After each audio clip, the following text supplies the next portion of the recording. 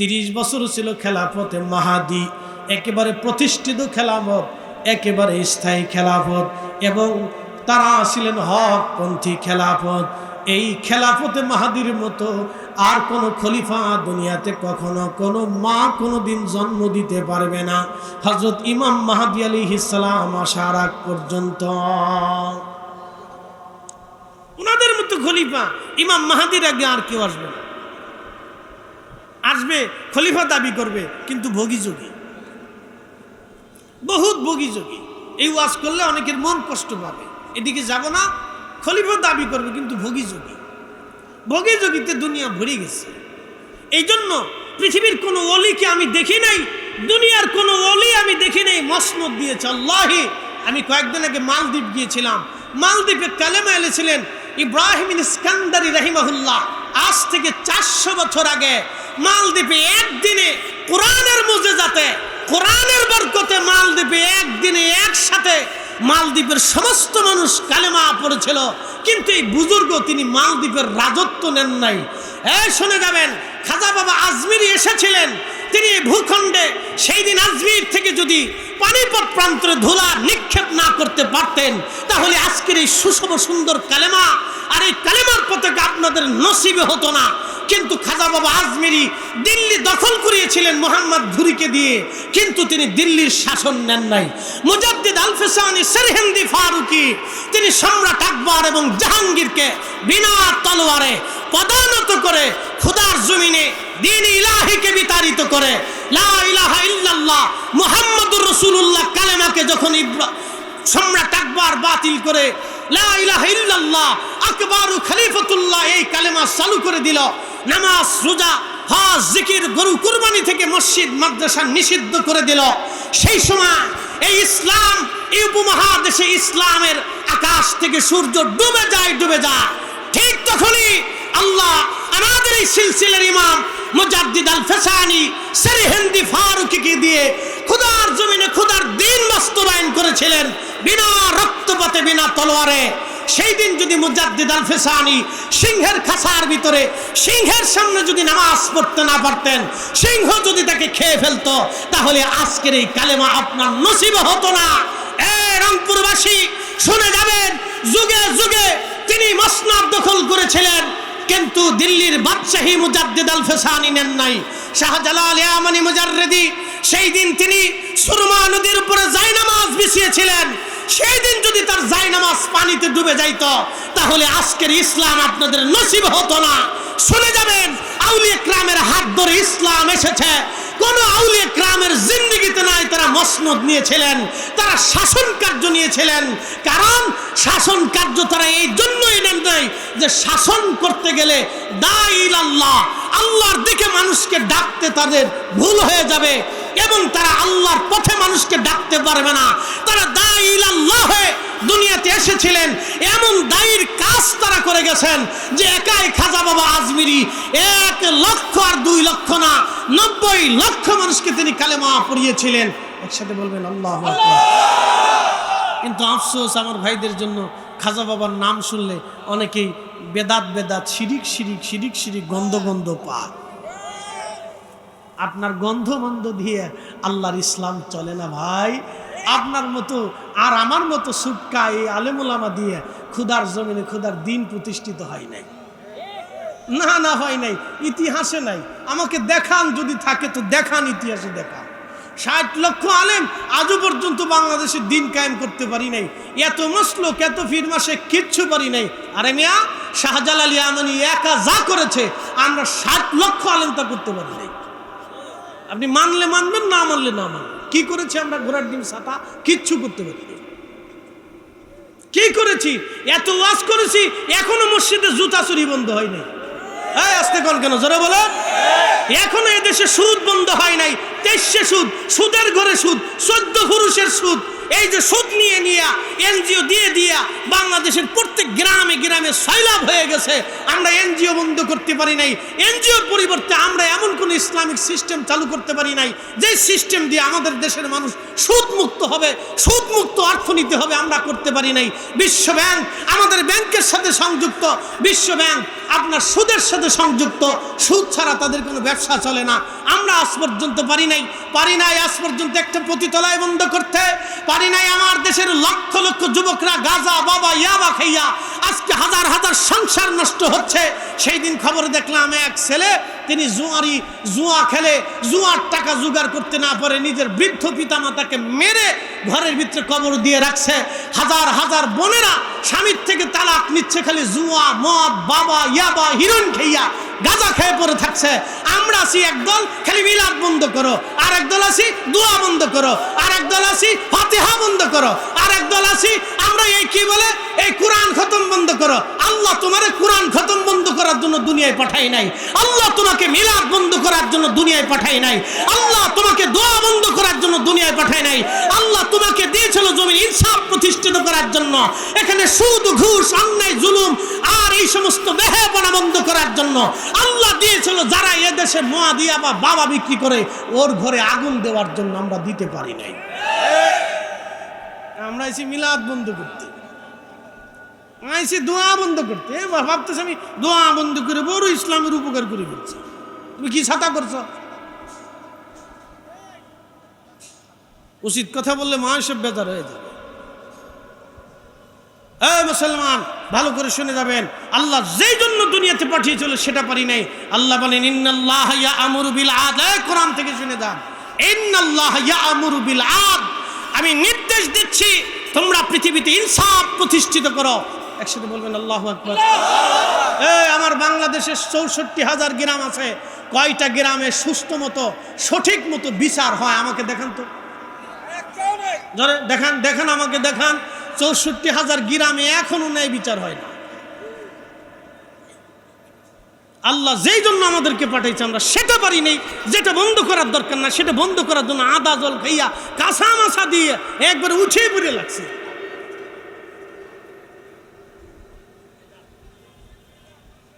প্রিয় উপস্থিতি, কথাগুলি শুনতে খারাপ শোনা যাবে, কিন্তু আমি যেটা বলতেছি সেটা বাস্তবতার নিরিখে বলতেছি। কি কথা কর না কেন? বাস্তবতার নিরিখে বলতেছি। আল্লাহ যেই জন্য আমাদেরকে দুনিয়াতে পাঠাইছে সেটা আমার করার কাজ নেই, আমি উল্টা ডালে করে দিচ্ছি।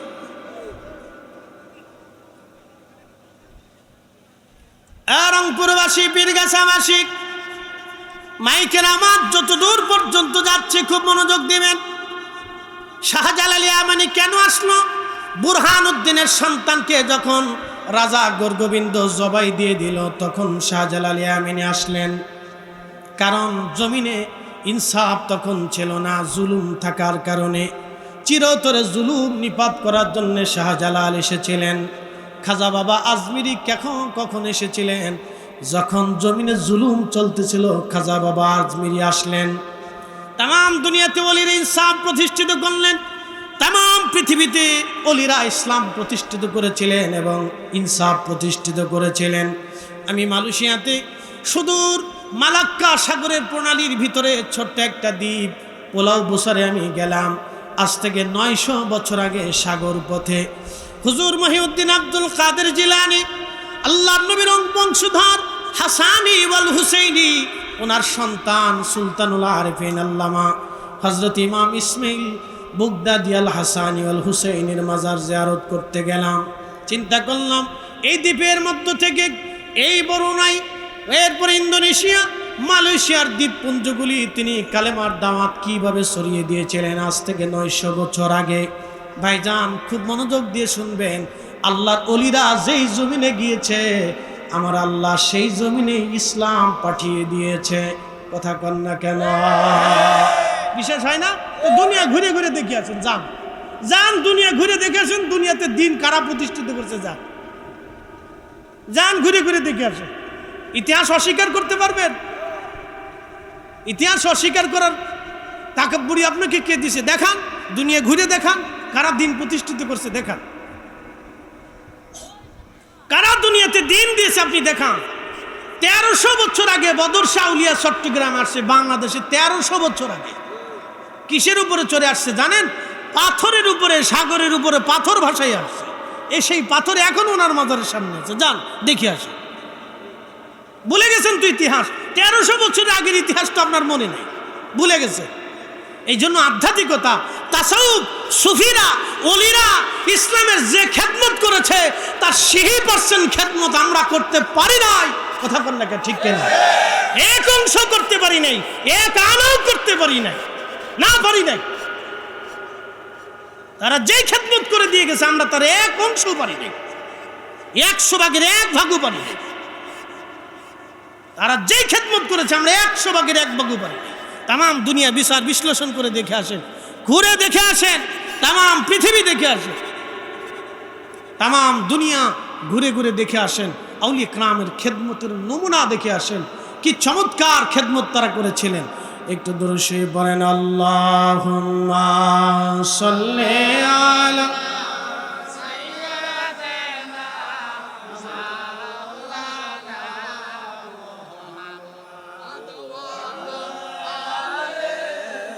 সাইয়্যিদানা মাওলানা।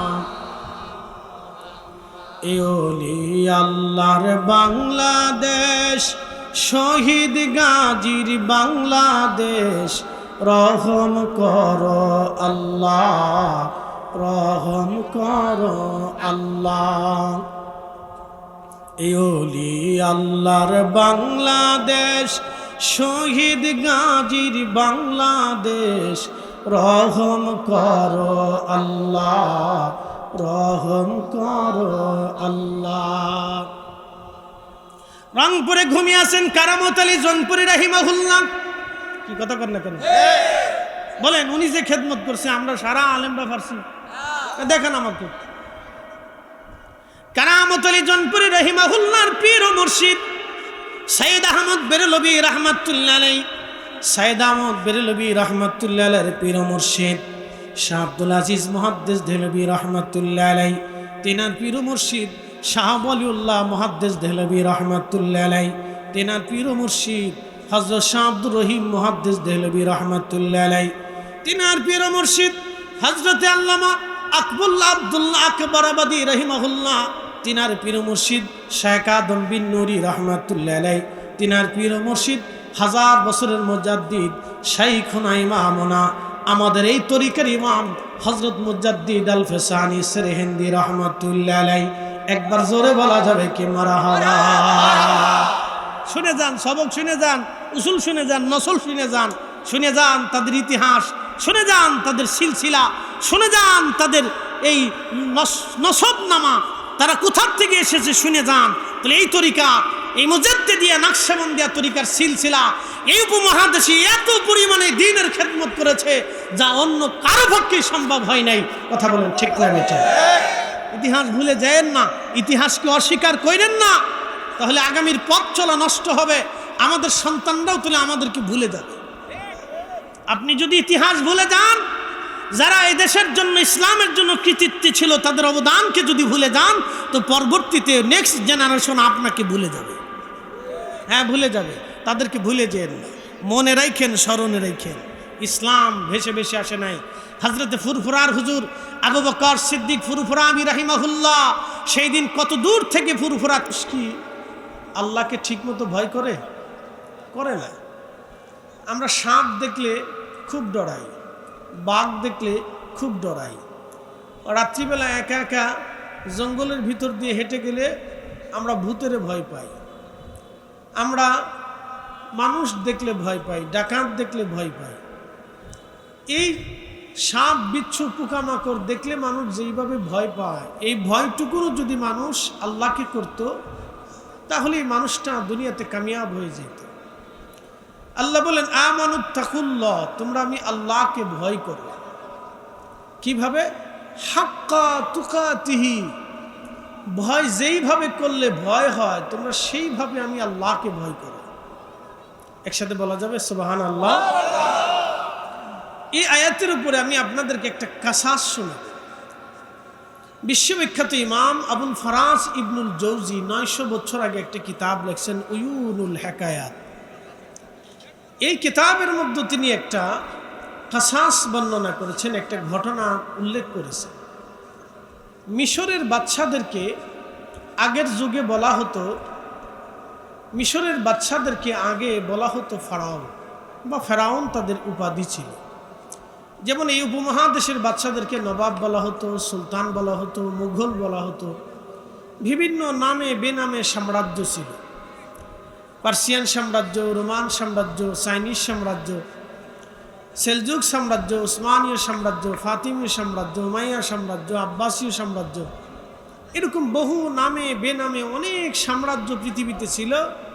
একসময় তাদের গোড়াপত্তন হয়েছে, আবার তারা ধ্বংস হয়ে গেছে। আজকে পৃথিবীতে কোনো সাম্রাজ্য নাই। কিন্তু একটা কথা মনে রাখবেন, সারা পৃথিবীতে আজান চলে। একসাথে বলবেন আল্লাহু আকবার। কি চলে? একসাথে বলেন, কি চলে?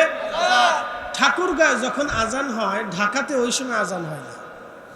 মাগরিবের আজান রংপুর থেকে 5 মিনিট আগে ঢাকাতে আজান হয়, 5 মিনিট পরে রংপুরে হয়।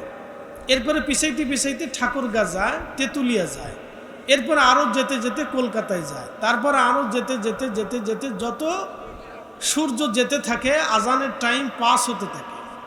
এর অর্থ হলো যে সূর্য চলমান, সূর্য কখন স্থির থাকে না। মাগরিবের ওক্তটা পৃথিবীতে সবসময় চলমান থাকে, যেতে থাকে, সূর্য যেতে থাকে আর আজান পড়তে থাকে। একটা কথা মনে রাখবে, সূর্য যেতে থাকে আর মাগরিবের আজান চলতে থাকে।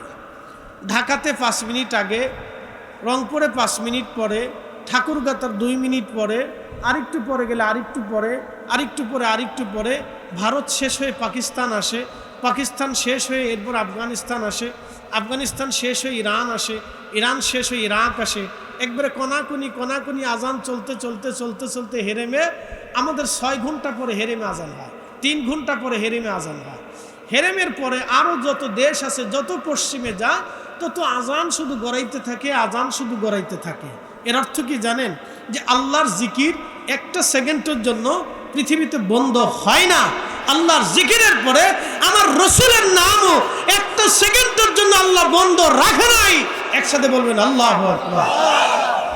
আল্লাহর জিকির 1 সেকেন্ডের জন্য বন্ধ, একসাথে বলেন 1 সেকেন্ডের জন্য বন্ধ। আমার রসুলের জিকির 1 সেকেন্ডের জন্য বন্ধ নাই। আপনি পড়বেন না, কিন্তু আল্লাহ আজান দিয়ে চালু রাখছে। এই জন্য আল্লাহ কোরআনে বললেন,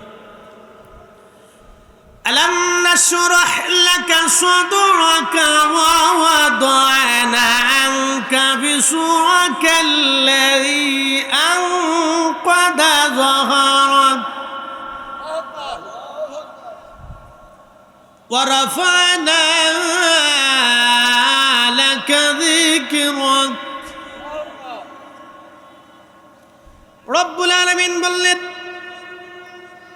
হাবিব আমি আপনাকে শোনাচ্ছি, আমি কি আপনার বক্ষকে সম্প্রসারণ করে দেই নাই? হুজুর আমি কি আপনার ইজ্জতকে বুলন্দ করি নাই? ইয়া রাসূলুল্লাহ, ইয়া হাবিবাল্লাহ, আমি আপনার নামকে এমনভাবে সমুন্নত করেছি, আমি আল্লাহ আপনার নামকে তামাম দুনিয়াতে চালু রেখে দিয়েছি। জিবরাইল আমিন আসলেন। তাফসীর আবু হাতিম, তাফসীর তাবারির ভিতরে 1200 বছর আগে মুসান্নিফ আল্লামা ইমাম তাবারি রাহিমাহুল্লাহ লিখতেছেন, জিবরাইল আমিন আল্লাহর নবীর কদমে এসে বলেন, ইয়া রাসূলুল্লাহ, আয়াত নাজিল হয়েছে, আয়াতের মর্ম কি আপনি জানেন?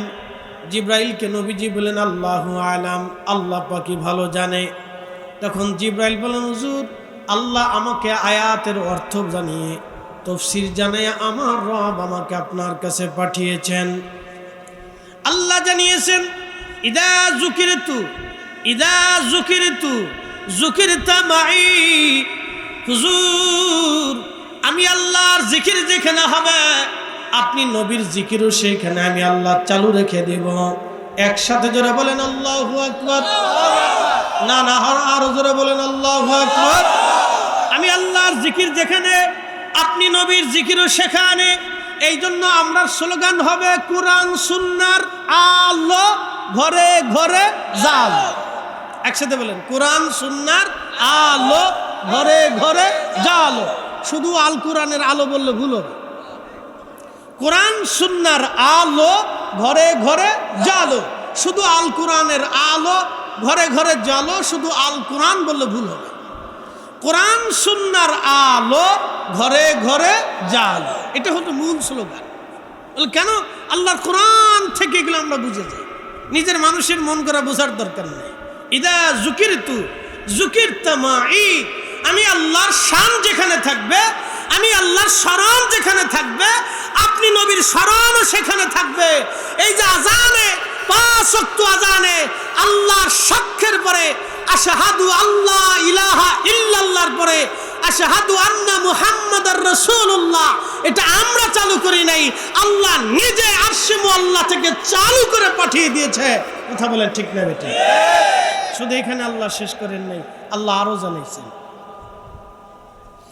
রব্বুল আলামিন মহাগ্রন্থ কুরআনুল কারীমের ভিতরে আমার আল্লাহ বলেন, ইয়া আইয়ুহাল্লাযীনা আমানু আতিউল্লাহ ওয়া আতিউর রাসূল।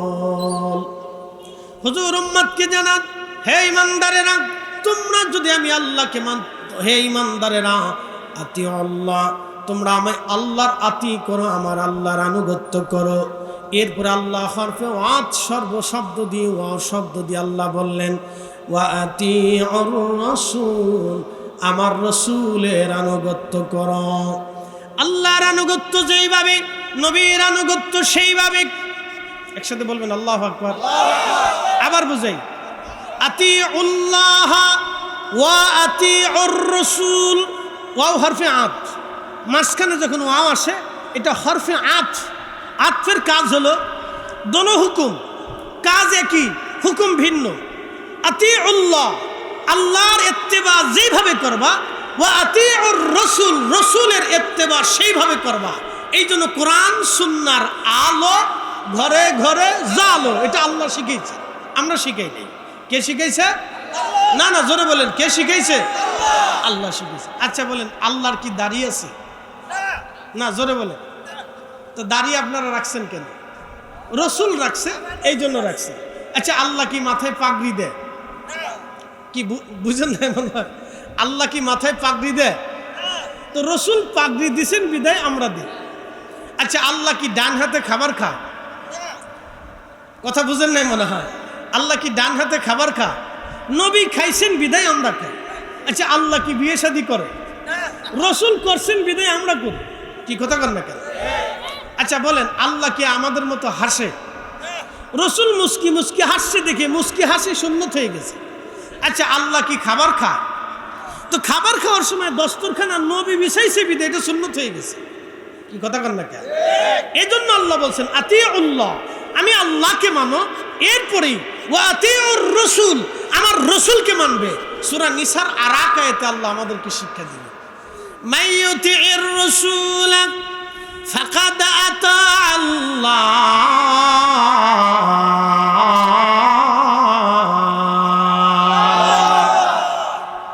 ওয়াজ করলে কি লাভ, শুনলে কি লাভ? লাভ হবে তার আমলে, আমলেও লাভ হবে না নবী প্রেম না থাকলে দিলে। নবী প্রেম থাকলে দিলে লাভ হবে কম আমলে, সুপারিশ করবে নবী রোজ হাসরের ময়দানে।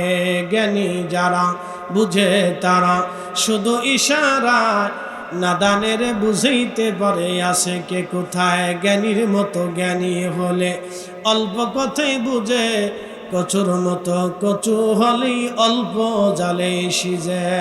কথা বলেন ঠিক কিনা? আচ্ছা, এখন কি খাওয়ান দাওয়ান করাইতেছে? খাবার দাবার করাইতেছে? আবার বন্ধু আছে না, অনেকগুলো ঘুরে জাকির ভাই না আসলে অসুবিধা, খালি ঘুরতেছে। অনেক লোক বইলে জায়গা হবে না, মাঠ ভরে যাবে।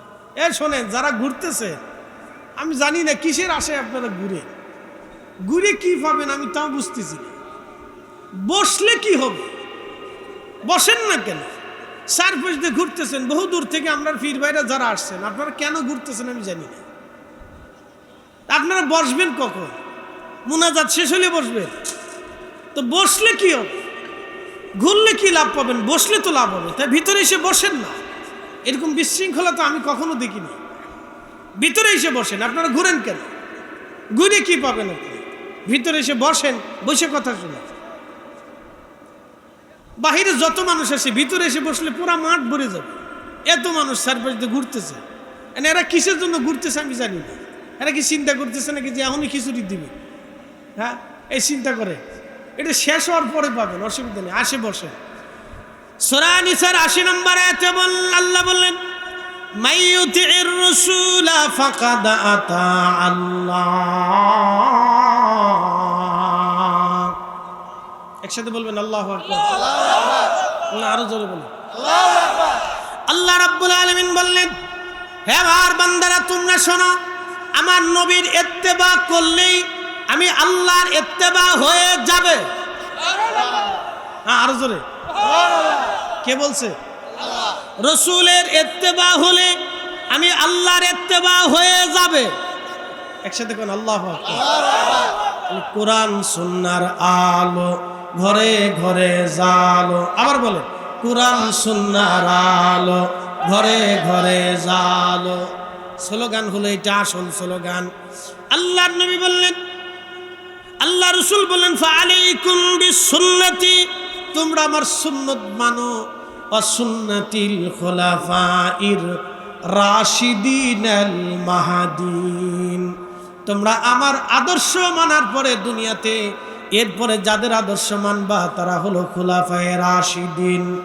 4 খলিফা যেইভাবে তোমাদেরকে চালিয়েছে তোমরাও সেইভাবেই চলবা। খোলাফায়ে রাশিদিন আল মাহদিন, নবীজি বলছেন তারা হেদায়েত প্রাপ্ত খলিফা। এই খলিফাদের পরে এই খলিফাদের মতো আর কোনো খলিফা দুনিয়াতে আসবে না। হযরত আবু বকর পৃথিবী শাসন করেছিলেন, রাজদরবার ছিল না। পৃথিবী শাসন করেছিলেন মসজিদের ভিতরে বসে। আল্লাহর নবী দুনিয়াতে দিন প্রচার করেছিলেন মসজিদে নববীতে বসে। আল্লাহর নবীর পরে নবীজির আদর্শের দিকে তাকায়া আল্লাহর জমিন শাসন করেছিলেন আবু বকর মসজিদে বসে। আবু বকরের পরে খলিফা হলেন হযরত ওমর। তিনিও মসজিদে বসে তামাম দুনিয়ার খেলাফতগিরি করেছেন। বর্তমানে ইরান, ইরাক, ওমান, ইয়ামান, কাতার, কুয়েত, দুবাই, বাহরাইন, সৌদি আরব, সিরিয়া, জর্দান, মিশর, Libya, Lebanon, Tunisia, Algeria, Nigeria, Sudan, পৃথিবীর একটা বিরাট অংশের খলিফা ছিলেন হযরত ওমর। অর্থাৎ তামাম পৃথিবীর অর্ধেক পৃথিবীর খলিফা ছিলেন হযরত ওমর। ধুলার তক্তের উপরে বসে পৃথিবী চালিয়েছিলেন। একটা মসনদও তার ছিল না, একটা পার্লামেন্টও তার ছিল না, একটা রাজদরবারও তার ছিল না।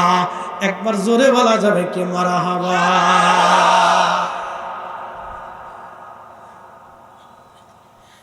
মুসলমান শুনে যাবেন। এরপরে খলিফা হলেন হযরত উসমান গনি জিন্নুরাইন, যিনি ধনী ছিলেন। ধনী উসমান গনি জিন্নুরাইন, তারও কোনো রাজদরবার নাই। তিনিও মসজিদে বসে বসে তামাম দুনিয়া চালাইলেন। তারপরে যিনি খলিফা হলেন হযরত আলী কাররামাল্লাহু ওয়াজ, তিনারও কোনো রাজদরবার নাই।